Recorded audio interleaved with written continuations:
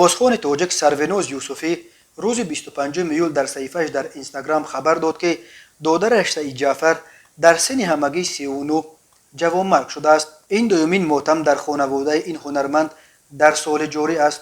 ماه فوریه سروناز یوسفی مادرش را که از بیماری سرطان اذیت میکشید از دست داده بود. سروناز یوسفی درباره علت مرگ سعید جعفر چیزی نگفته است، ولی در اینستاگرام مرثیه پرگداز در مرگ برادرش نوشته است: مرگ تو ای دادر غرور مرگم، جسم و جانم را سوخت. سعید جعفر 38 سالم 38مین شیرینی عمر تو بود.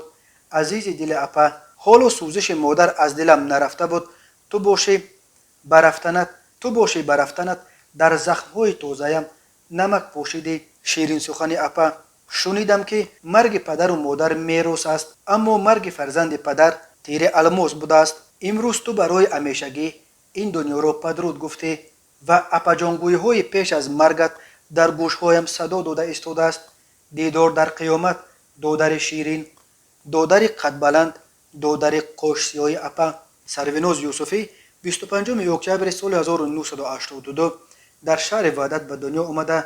بعد ختم مکتب میانه رقم 3 در زادگاهش دانشگاه دولتی تجارتی تاجیکستان را ختم کرده است. او یک دختر دارد که خرما نام گذاشته است. سروناز یوسفی ماه مارس سال جاری در برنامه ناگفته های آرزو عیسی اشک در چشم قصه کرده بود که مادرش چقدر از بیماری سرطان اذیت کشید و از دست او کار نمی آمد که برای مادر بکند. سخت است وقتی شب دراز ناله میکنند و از دست ما چیزی نمی آید، قصه کرده بود آوازخوان که راوی برنامه را هم به گریه آورد.